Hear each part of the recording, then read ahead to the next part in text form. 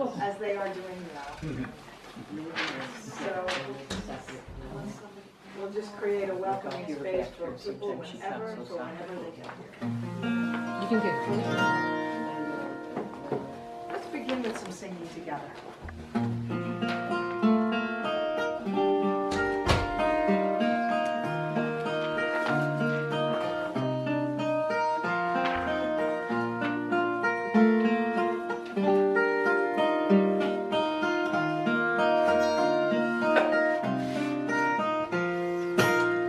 Start the day with love. Spend the day with love. And the day with love, sweet love. That's the way to go. Start the day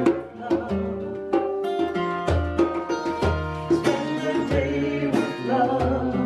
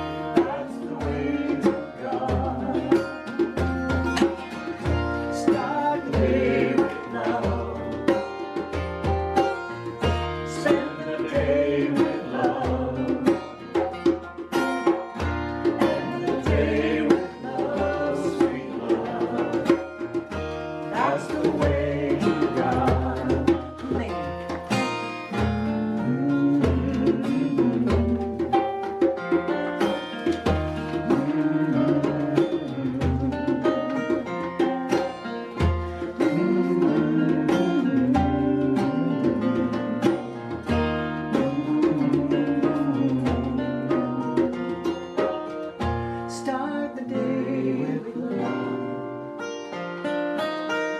Spend the day with love. End the day with love, sweet love. That's the way to go.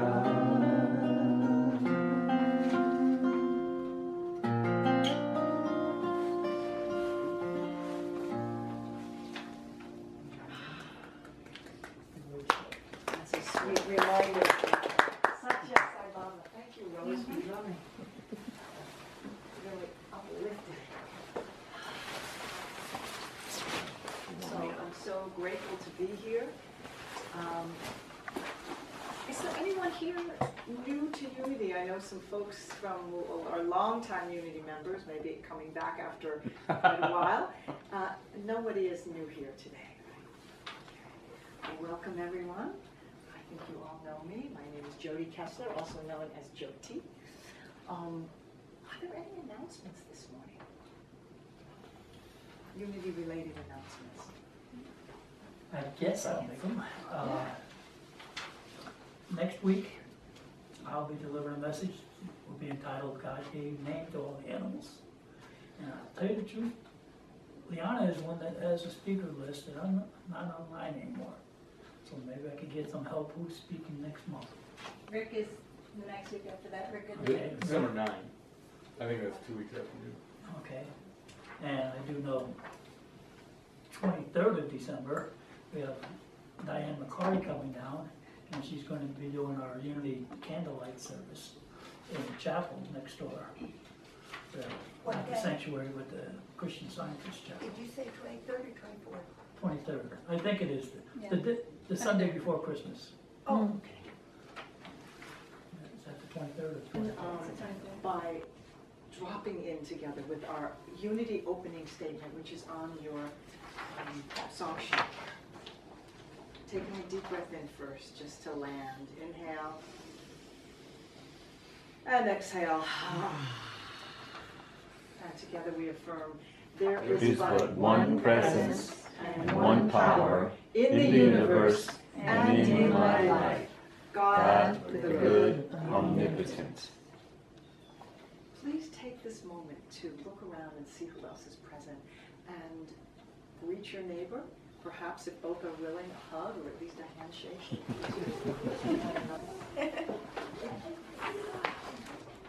Everybody So else. is there someone who would like to volunteer to read today's daily word? I'll read it. Okay. Hand it off to him. Okay. I yield my time. I gave up bringing it with me because. All right. Sunday, November 18th, 2018. We are one. In oneness, we live in love. Jesus was clear to those who gathered in his name when he shared, and in quotes, just as I have loved you, you also should love one another and yourselves. You got that right. His followers observed this directive by gathering in spiritual communities, sharing freely with each other, and giving readily to those in need. Their commonality was a willingness to live in love. I remember Jesus' words and feel my loving connection to all other beings on the planet. I know that we are all truly spirit, intimately linked through the energy of divine mind.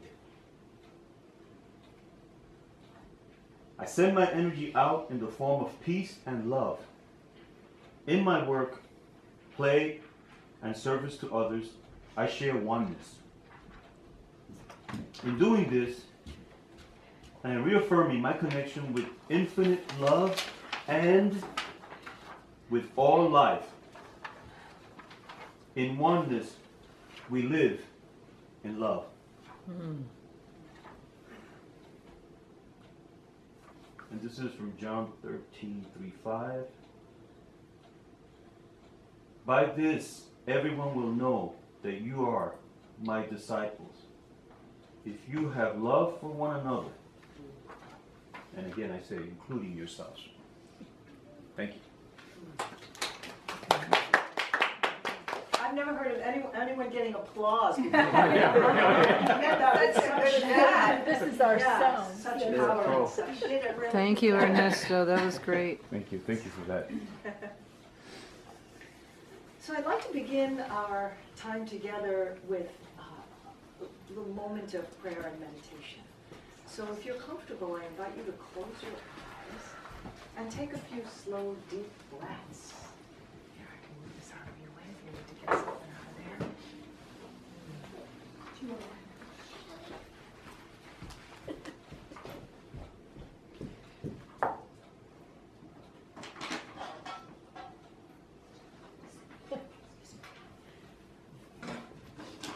First things first. That might be a distraction. Oh, good girl. Thank you for waiting. I apologize. So, bringing your attention back to your breath, I invite you to breathe out all that it took to get here. All the hurdles that were in your way, all that it took to arrange your day so you could be here this morning. Breathe out all that's on your to-do list for today. And let your inhale, your inspiration, get a little deeper and more full. And let your shoulders soften away from your ears. And perhaps even shifting your posture a little bit so you bring the rings of your shoulder blades behind you toward the center of your back so that your heart blossoms open. And I invite you to come into whatever feels like to you a posture of prayer that you're comfortable with, whether it be your hands turned up in a gesture of receiving, or hands folded, palms joined in prayer, chin bowed or head lifted, whatever feels comfortable for you. Come into that stance of prayer.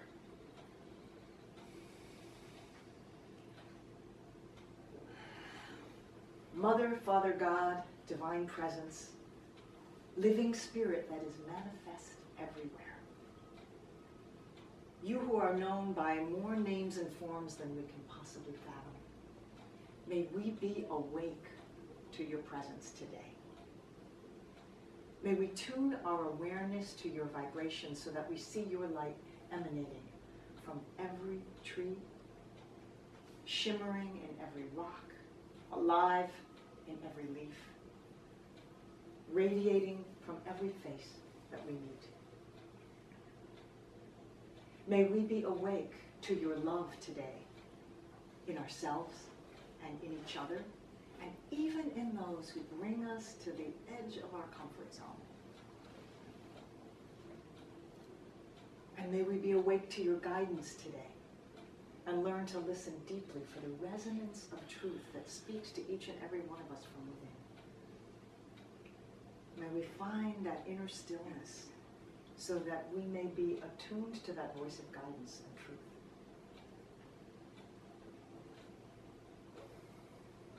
May we be awake to your grace today. The river of grace that continually flows to us and through us. And as we open to receive that abundance, may we be awake to our natural spirit of generosity, so that we may share our blessings and serve others with gratitude and love. We thank you, and we celebrate this day. And so it is. Just take a moment to sit with that. Noticing your breath.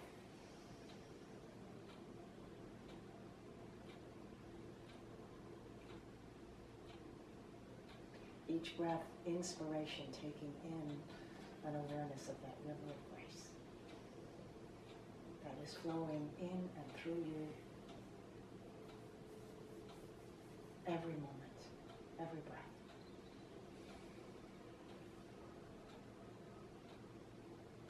And with each exhale, offering ourselves to be an instrument of that which breathes us, that which speaks through us, moves through us, sings through us, and creates through us.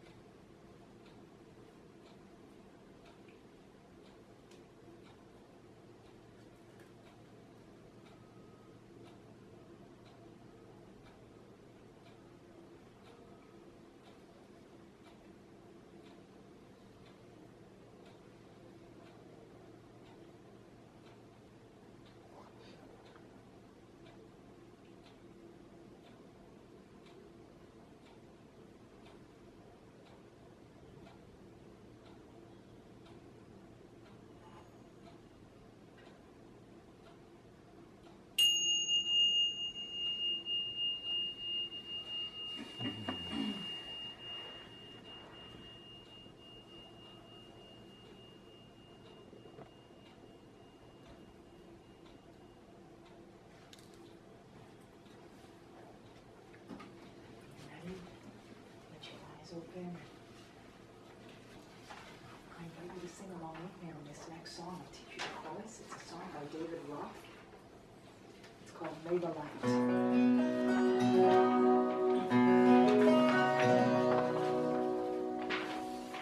And the chorus goes like this. May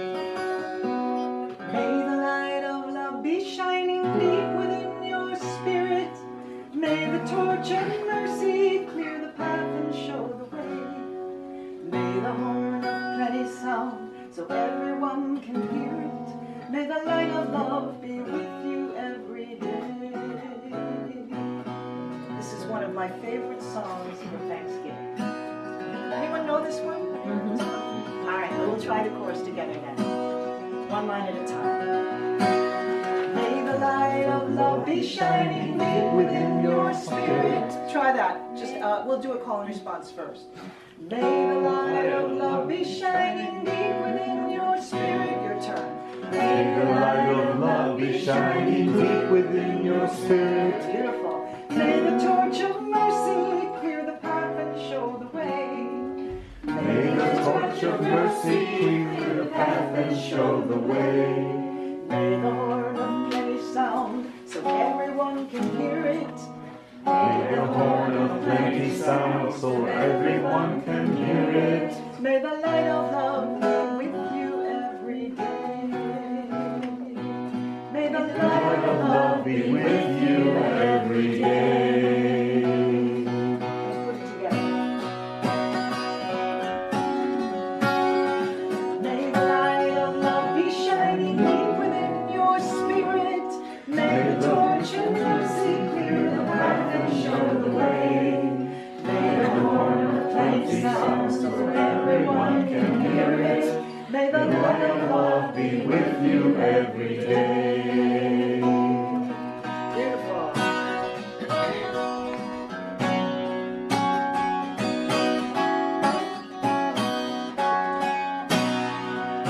As we come around to take our places at the table, a moment to remember and reflect upon our wealth. Here's to loving friends and family. Here's to being able to gather here together in good company and health.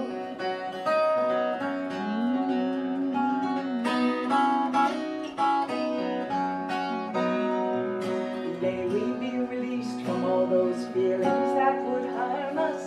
May we have the will to give them up and get them gone. For heavy are the satchels full of anger and false promise.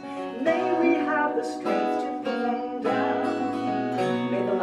May the light of love be shining deep within your spirit.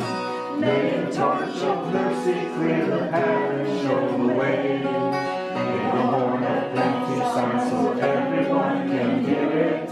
May the light of love be with you every day. Beautiful.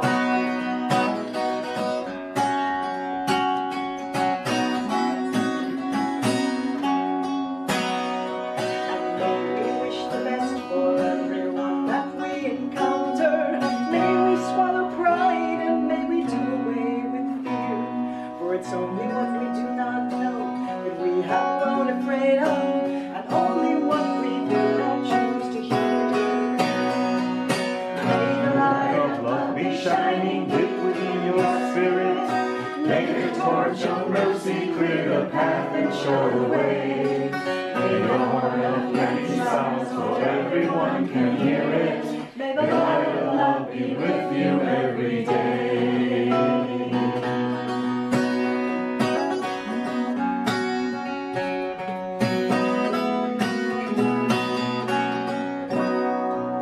As we bless our daily bread and drink our day's libation, may we be reminded of the lost and wayward soul, the hungry and the homeless that we have in every nation. May we fill each empty cup and bowl. May nothing ever come between or threaten to divide us. May we never take for granted all the gifts that we receive. We are mindful of the unseen hands that guide us and the miracles that cause us to believe. May the light of love be shining deep within your spirit. May the torch of mercy clear the path and show the way. May the horn of plenty sound so everyone can hear it. May the light of love be with you every day.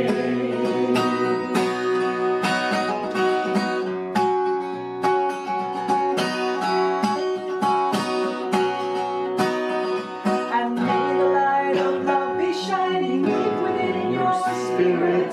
May the torch of mercy clear the path and show the way. May the horn of plenty sound so everyone can hear it. May the light of love be with you every day. May the horn of plenty sound so everyone can hear it. May the light of love be with you. May the light of love be with you. May the light of love be with you every day. Beautiful. Beautiful song.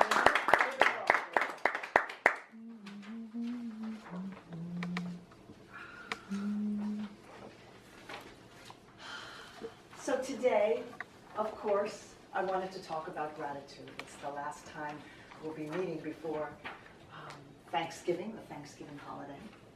But I want to speak about it from a slightly different angle than I have in the past. I feel like you're so far away from me.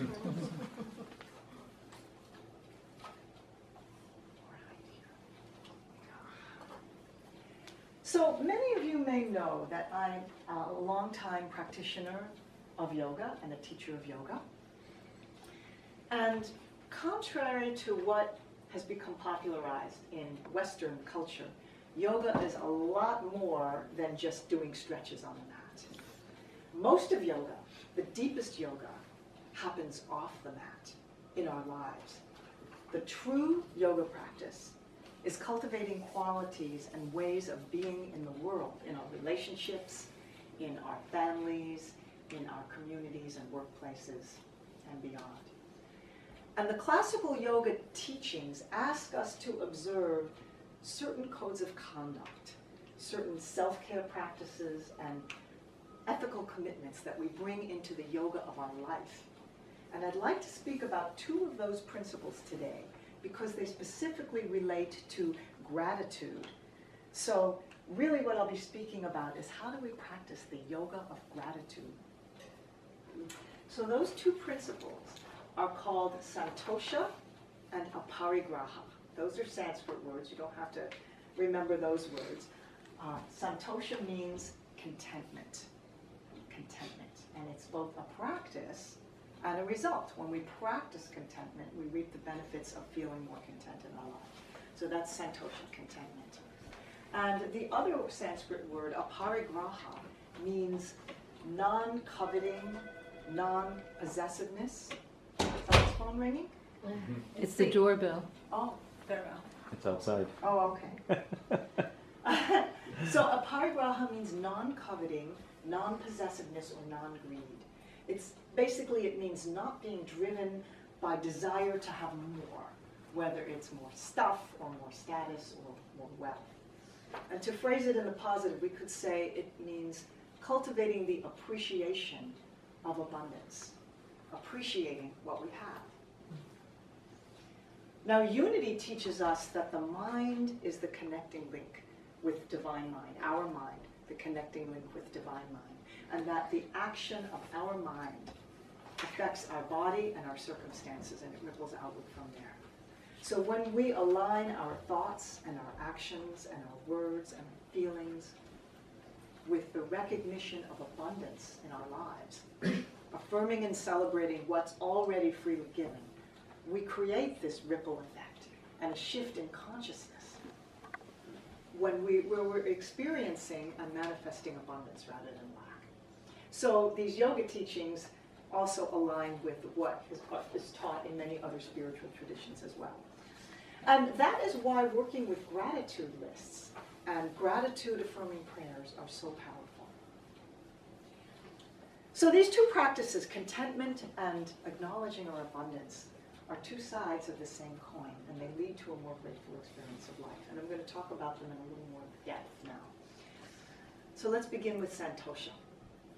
As I said, it means contentment, and it's a willingness to accept what life brings with gratitude, a sense of gratitude. And it involves developing the ability to move through life's vicissitudes as a witness to it all, rather than being emotionally caught in the waves. So really it's about cultivating equanimity, a sense of balance, a sense of calm balance. And through the eyes of unconditional, loving awareness, we see joy, we see struggle, we see pain and pleasure, gain and loss, without losing our sense of balance. So this practice of santosha, this contentment, involves a deep trust in God's love, knowing that all that happens is somehow for our highest good, and that we lack nothing. We may not see at the time when we're going through some turmoil how it's all for our highest good, but there's a faith in that, there's a trust in that. Now, contentment might sound kind of like a boring word. It's not very exciting or juicy. It may sound kind of bland or ho-hum. You know, oh yeah, I'm content, I'm fine, everything's okay. But What I'm speaking about here is actually a kind of a radical contentment when we're in a heightened state of appreciation for what's present. Radical contentment, that sounds a lot more juicy, doesn't it?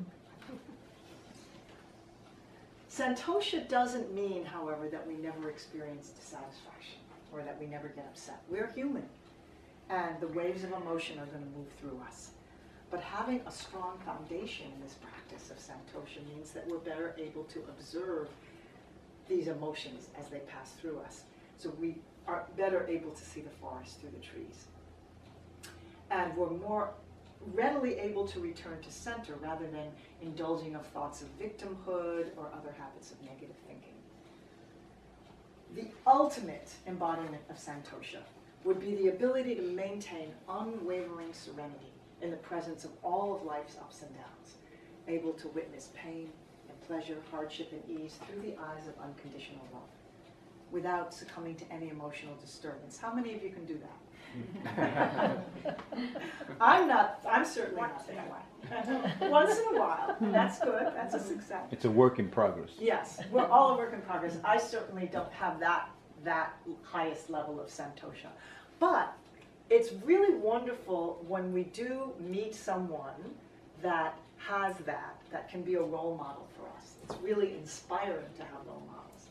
So when I was thinking about, well, who can I think of that actually embodies that? Mm-hmm. Maybe you know someone. Can anyone think of someone you know that embodies that kind of radical contentment?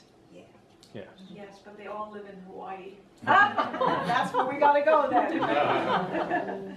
Anybody who Well, can I'd say my wife's pretty good at it. Uh-huh. She's pretty good Yeah, at that. that's Pretty great. content. That's great if you have somebody in your Yeah. life that can inspire you like that. That's pretty Yeah. cool. Yeah. Anyone else can think of somebody? The lady that used to run the Course in Miracles and she moved to Florida, Terry. Oh, Terry. okay. Terry? Yeah. I'm like that, like it's a childlike almost contentment because even when I shower, I say, thank you, God. Oh, I love this. I'm so glad for the water.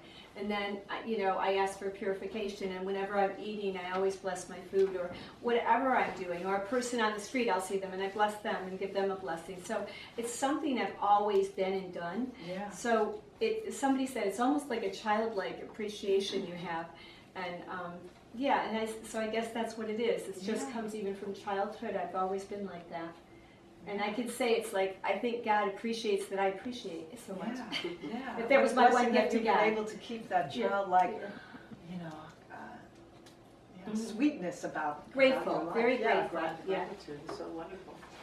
So I was thinking of someone that you may know who's written books, who's a contemporary spiritual teacher of our time, Byron Katie. How many of you have heard of Byron Katie? Yeah. The work. Yeah. I think she is one that really embodies this deep level of Santosha, this radical contentment. She's the author of the best-selling book, Loving What Is, and that's really kind of what it is. It's a practice of loving what is. And she's truly remarkable because she's a living example of one who is completely content with whatever life brings. Not just content, but loving whatever life brings. However, she wasn't always that way. If any of you know her story, she suffered from long-term chronic depression and suicidal thoughts, debilitating depression for something like 10 years. And for the last 2 of those years, she couldn't even get out of bed and get up and brush her teeth. That's how depressed she was. Eventually, she checked herself into a halfway house. And while she was in the halfway house, something shifted for her.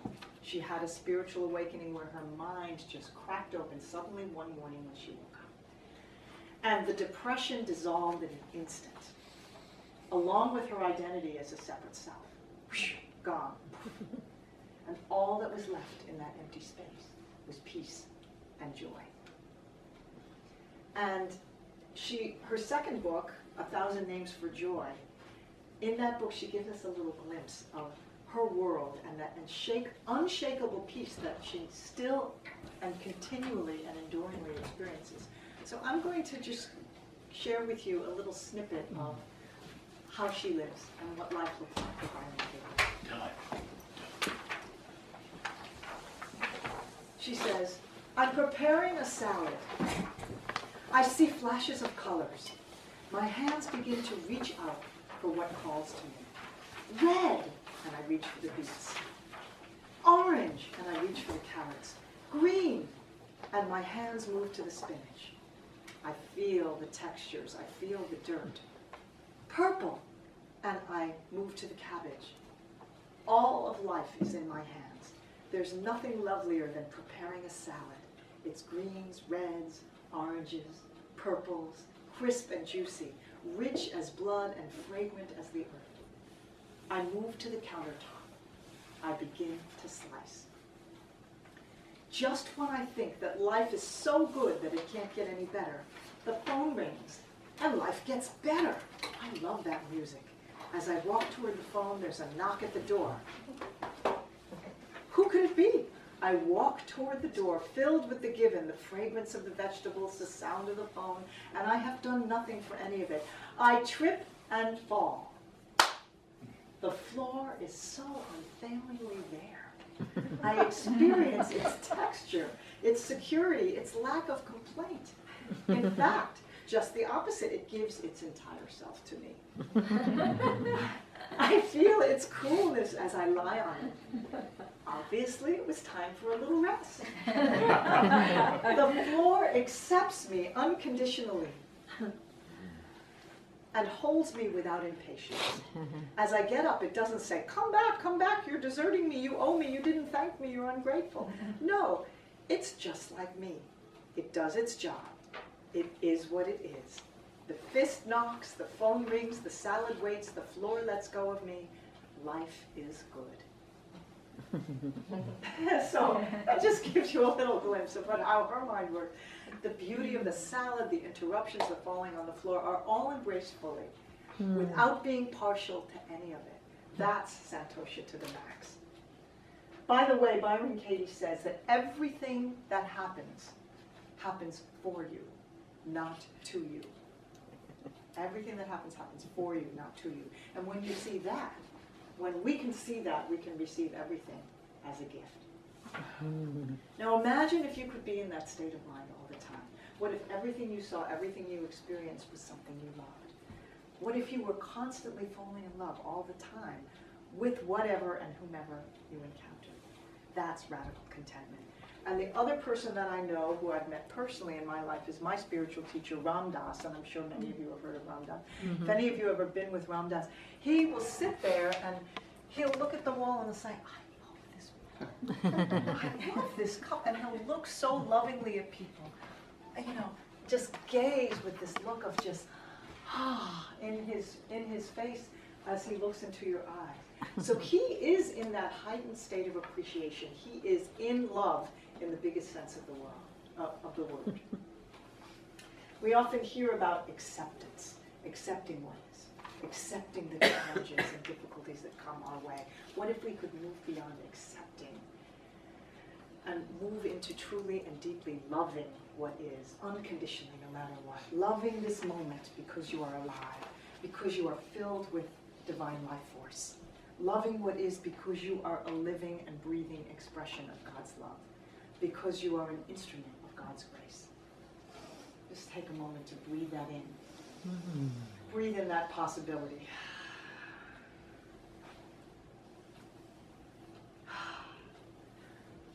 Actually, I think this is a good moment for a song. I want to talk about the Aparigraha, but just doing a song is a wonderful example of this kind of loving what is.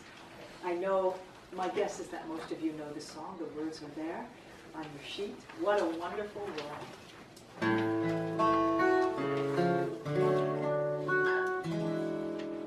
I see trees of green. Yeah, sing along. Red roses too. I see them bloom. For me and you. And I think to myself, what a wonderful world.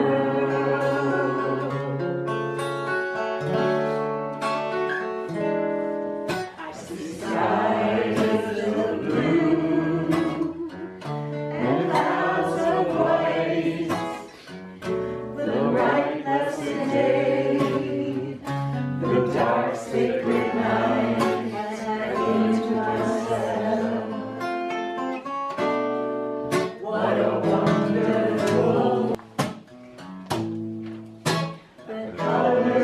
the rainbow, so pretty in the sky, are also on the faces of people passing by. I see friends shaking hands, saying, how do you do? They're really saying, I love you. I hear babies cry. I watch them grow. They learn much more than I ever know. And I think to myself, what a wonderful world. The colors of the rainbow. The colors of the rainbow, so pretty in the sky, are also on the faces of people passing by. I see friends shaking hands, saying, how do you do? They're really saying, I love you. I hear babies cry. I watch them grow. They'll learn much more than I ever know. And I think to myself, what a wonderful world. I think to myself, what a wonderful world.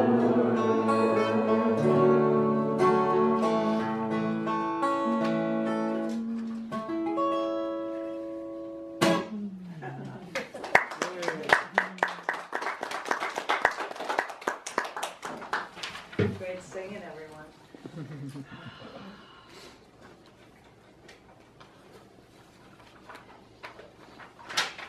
So let's talk about aparigraha, which is the flip side of that same coin, having to do with practicing gratitude. First, we practice this contentment, cultivating contentment. And then aparigraha, as I said earlier, means non-possessiveness, non-greed, non-coveting, or phrased in that more affirmative way, acknowledging our abundance. It's about being happy with what we already have. Practicing wanting what you have rather than succumbing to the incessant desire to have what you want. And that encourages us to live simply for our own spiritual health, but also for the health of the planet. The ego, by nature, keeps us in a state of perpetual wanting and craving and a sense of not enoughness.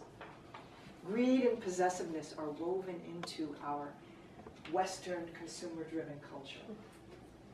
And our economic system really depends on our dissatisfaction. If everyone in America was completely satisfied and content, you know what would happen?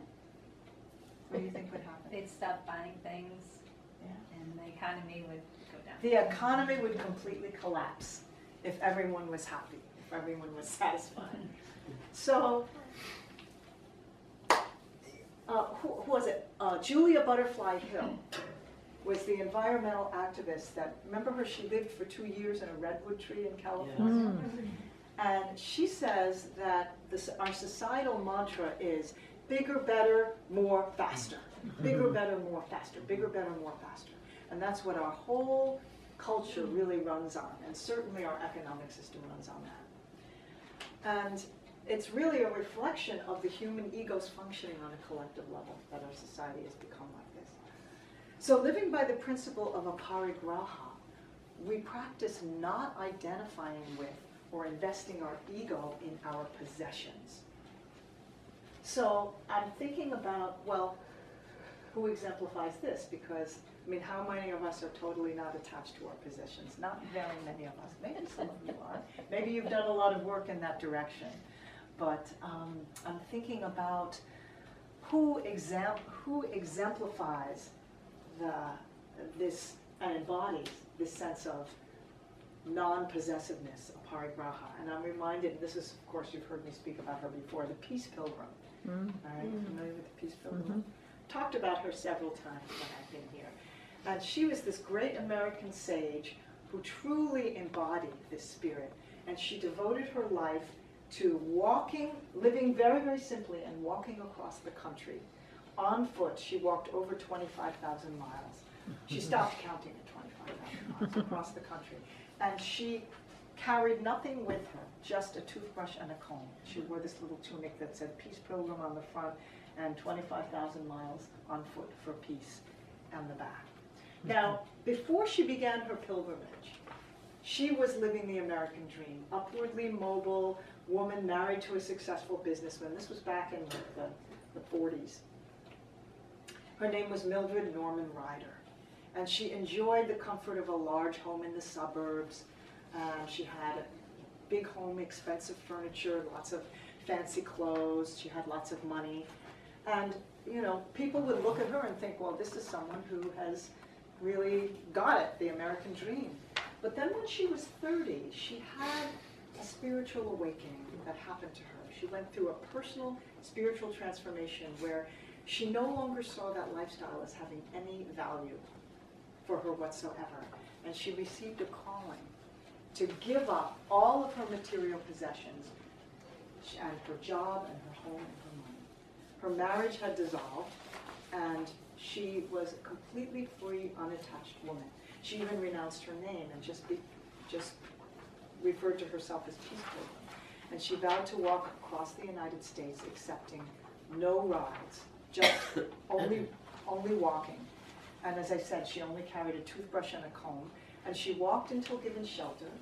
She fasted until given food because she had an unwavering trust that she would be taken care of and that God would give her exactly what she needed when she needed it. And she did. She was. People invited her into her home, and they gave her shelter for the night. They fed her. But sometimes she had to sleep on the floor, a concrete floor of a bus station. And she was completely equanimous about that. She had it didn't make any difference to her whether she was sleeping on the floor of a bus station or sleeping in someone's feather bed in a mansion. So this idea of non-attachment to things, she speaks about this. I'll just share a few of her words. Just after I dedicated my life to service, I felt that I could no longer accept more than I needed while others in the world have less than they need. This moved me to bring my life down to need level. I thought it would be difficult. I thought it would entail a great many hardships, but I was quite wrong. Now that I own only what I wear and what I carry in my pockets, I don't feel deprived of anything. For me, what I want and what I need are exactly the same. And you couldn't give me anything I don't need. I am not burdened by unnecessary possessions or meaningless activities. My life is full and good, but not overcrowded, and I do my work easily and joyously. I feel beauty all around me, and I see beauty in everyone that I meet, for I see God in everything. And she went on to say that no one is truly free who is still attached to material things, or to places, or to people. We must be able to use things when we need them, and relinquish them without regret when they have outlived their usefulness. So that's a pretty extreme form of this non-possessiveness. And for most of us, that level of austerity is not appropriate, especially people with families and children. Not doable for most people. So what's more relevant, I think, to most of us is the minimalism movement. Have any of you heard of the minimalists? These two young men that, they were upwardly mobile, making a six-figure income. One of the guys had 2 Lexuses in his 2-car garage, and they were living a very upwardly mobile lifestyle. And they had a transformation where they completely reversed direction and got rid of probably 90% of their stuff and devoted their life to teaching people how to live minimally. So basically, minimalism does not mean that you get rid of, that you can't own stuff and that you have to get rid of everything you have. But what it invites us to do is to question what things add value to our lives. And by clearing clutter from our life's path, and when I say clutter, I don't only mean things, I mean commitments and activities and distractions, then we can make room for what's really important, the important aspects of life, what really matters. Things like health, relationships. Well, let me ask you, what really matters? Music, You already said. playing music, writing songs. Yeah? What else? What really matters? What are some of those key words? Well, family, Family, children. children. Connection to everything. Eyesight, hearing, Yeah. walking. Doing what you love. Doing what we love. Yeah. So examining all those, what are those core values? Those whatever the what really matters is to you. Whether it's growth and contribution, those are other things that the minimalists talk about. So they encourage us to question before taking anything new into our lives, does it add value to my life and does it align with my core values? It's not telling us how much stuff or what kind of stuff we should have, but just to be intentional about our acquisitions and our activities. And we hold everything up to the light of those core values. And that makes our life more empowered and more purposeful, how we show up in our daily life. So, santosha, contentment, aparigraha, non-possessiveness, naturally feed into one another. When one practices the restraint of non-possessiveness, then contentment naturally arises. And when we engage in activities that strengthen that contentment, then desire and jealousy and a sense of lack naturally fall away. And implicit in this is generosity. Because when we feel that we have enough, and when we feel we have more than what we need, then giving and sharing with others just flows with ease. So I'd like to do another song. This is one, I just felt inspired to do the song about Peace Pilgrim that I had written, because I was so inspired by her simple lifestyle that I want to invite you to sing along on the chorus with me.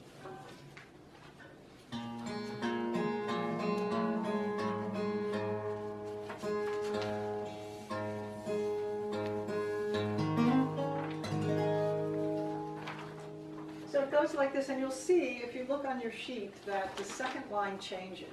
So the first time we sing it, we sing Seattle to Atlanta, New York to Anaheim. Second time, we'll sing Texas to Montana. It goes like this. Just try call and response at first. Step by step, 1 mile at a time. Try that. Step by step, 1 mile at a time. Seattle to Atlanta, New York to Anaheim. Seattle to Atlanta, New York to Anaheim. State by state, town by town.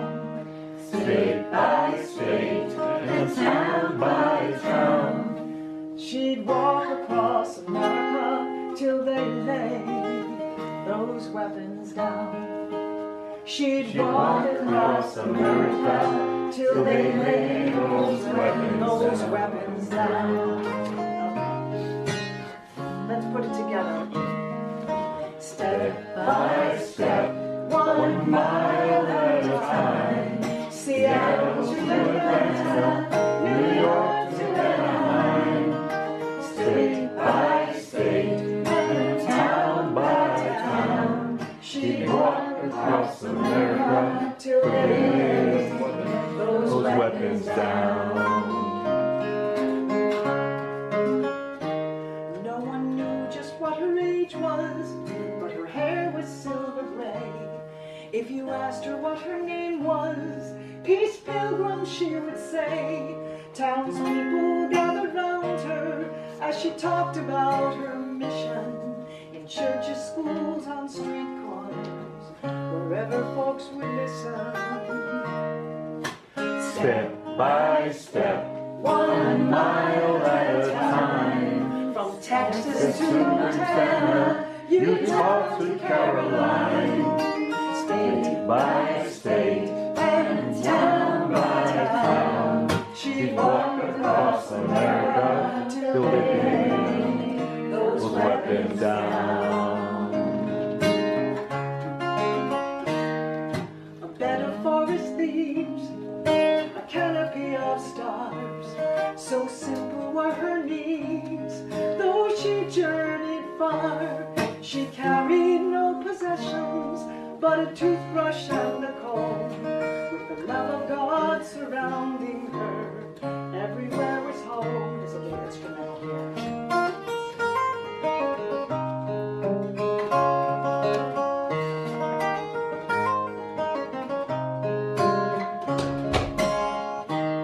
She fasted until given food, walked till given shelter, touched the hearts and changed the lives of everyone who met her.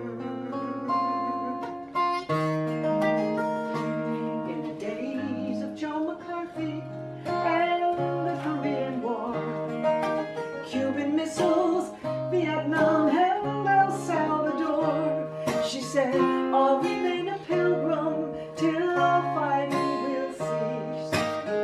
25,000 miles I shall walk for peace. Step by step, 1 mile at a time, across the Mississippi and the Mason-Dixon line, state by state and town by town, she'd walk across America till they lay those weapons down.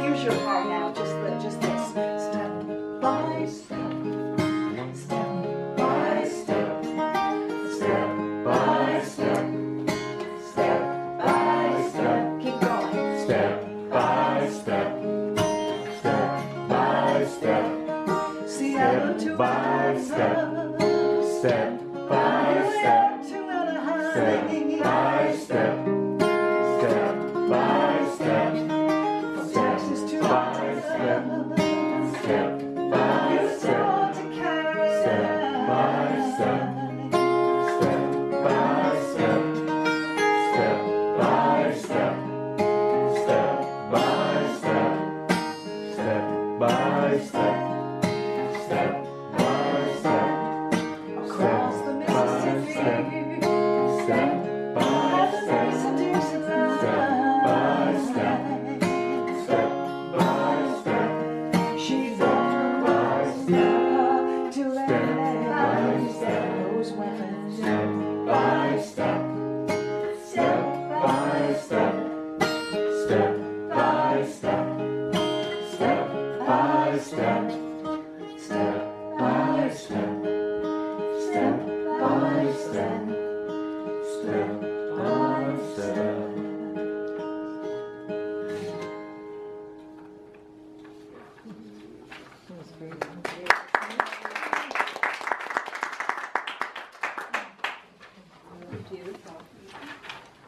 So I'd like to ask for you, as we begin to wrap things up, I'd like to ask if there's anything that touched or moved you, inspired you in thinking about these two principles, radical contentment and appreciating our abundance.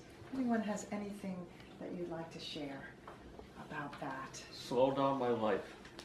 What did you say about Slow things down. slow things down? There's a lot of ways to do that. Yeah. Clean the clutter. Stop judging. Give more things away. Surrender to the whole. You said love what is, and lately I've been thinking accept what is. Accepting. That's a good place to start. We begin with acceptance, Accepting, and then you can and grow then you into can- love. Yeah. Yeah. I think I've recently had a crisis. I don't even know what to call it, and I say that because the person I know, a close friend of mine, committed suicide, and one of the things that I kept thinking about was how difficult it was for him to accept the way things are, you know, and I think that has just been continuously rolling in my head. So when I saw what you were doing today about loving what is, Yeah. I think that has definitely been beneficial for me because, like you said, it's one step beyond that. Yeah. Yeah. Absolutely. You know, and how do I love that Yeah. that Yeah. situation?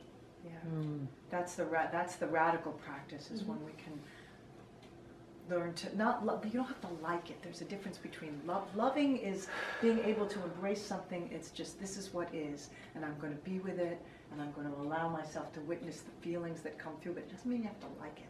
It doesn't mean that you don't do anything to change, to try to improve your situation for yourself or for those we love.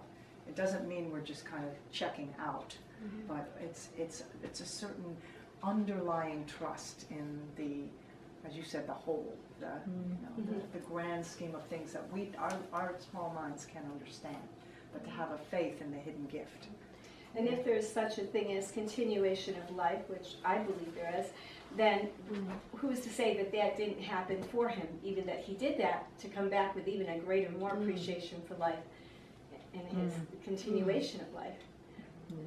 And that may be a beautiful thing. Yeah, we just don't know the answer to those things, Yeah. but it's the faith that something's being worked out, even though it's painful for us. We don't need to bypass the pain. We don't need to go into a spiritual bypass of, oh, it's all good and I don't feel any. We feel pain. We're human beings. We feel pain. But there's a larger container of awareness, of witnessing and holding it as trusting that there's something bigger going on here that we do not The understand. mountain and the valley. If you're on the mountain, you can see everything. But when you're in the valley, you can't see anything. And he's at the mountain now. Yeah. The segue into death. In this current chapter of me, those later years, I lost some friends, so forth, early in the year. And that's when things started hitting in all kinds of ways.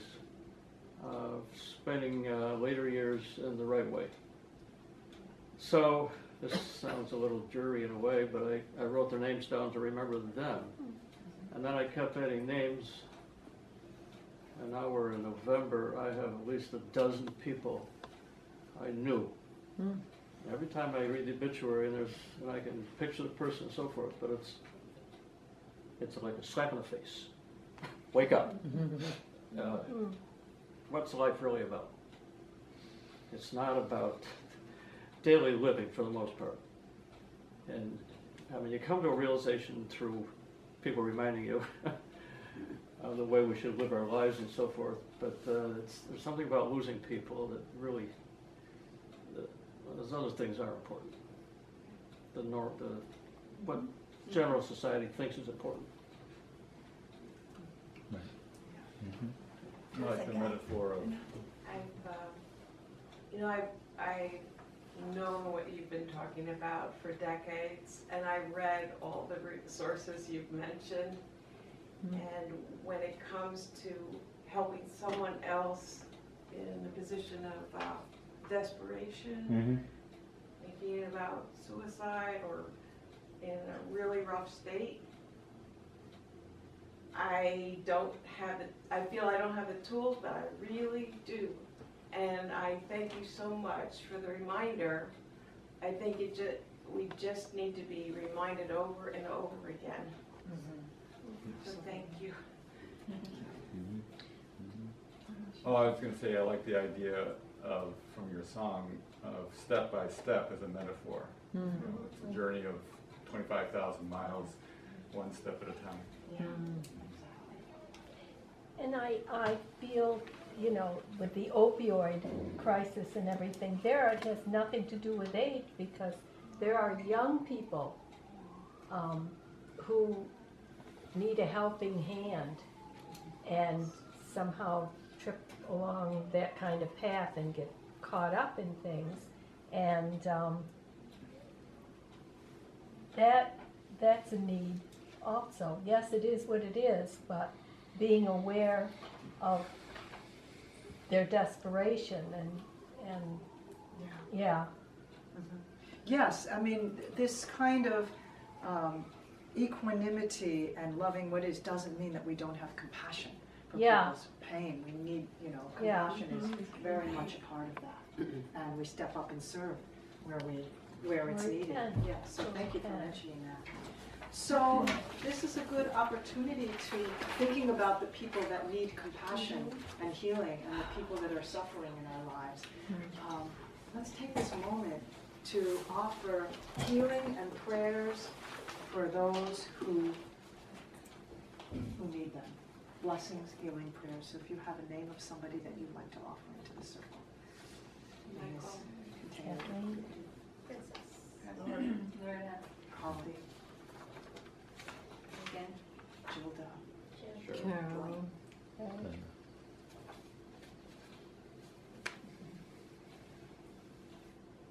and together let's say our blessing of prayer requests.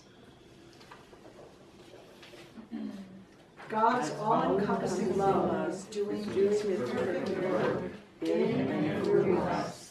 Wholeness is established in every area of our lives, and so it is. If I may interrupt, quick reminder, there's a prayer box back here that it's forwarded up to you, silent unity. We're going to pray on it for 30 days.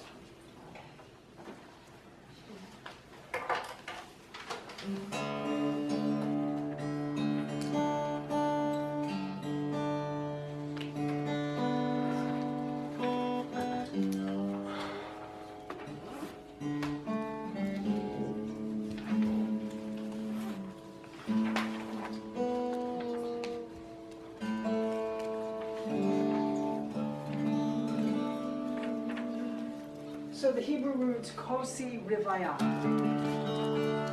means comes from that phrase in the 23rd Psalm, my cup runneth over, or my cup overflows.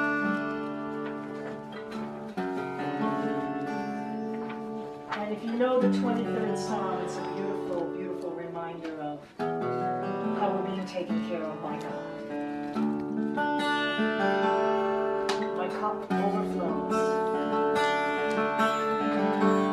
So remembering and being aware of the abundance that is always flowing into our lives and through us, and how we can let it overflow in the form of service and giving of compassion and love and caring to others. Kosi Rivaya, my cup overflows. I'll sing, this is the kind of song where you can basically make up any part that sounds good. These 4 chords. So I'll sing it and you can join in as you feel moved. Kosi Rivaya, Kosi Rivaya, Kosi Rivaya,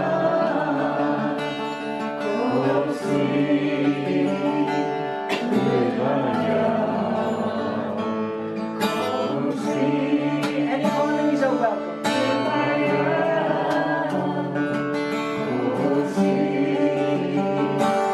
Rivaya.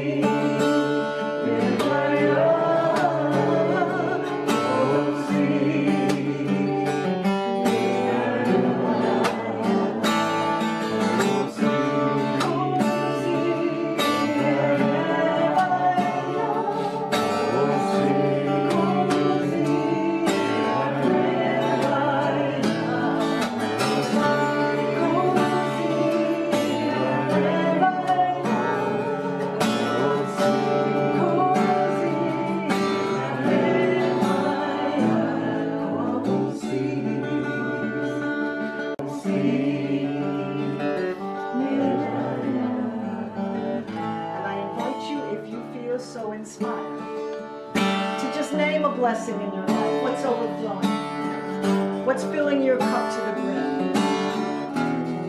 Say it out loud. Friends.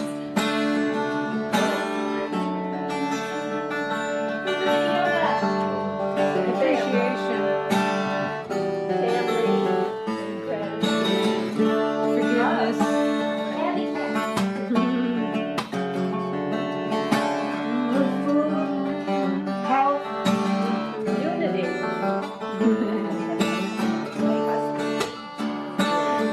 just being alive. Spirit. Love in my life.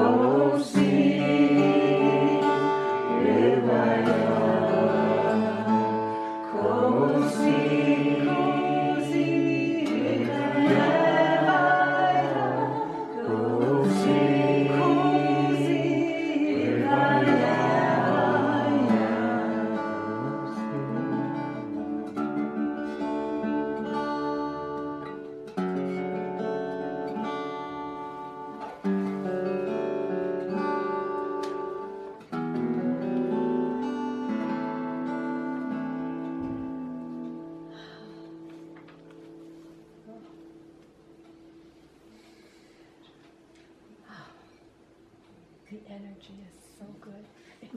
Beautiful song. Yeah.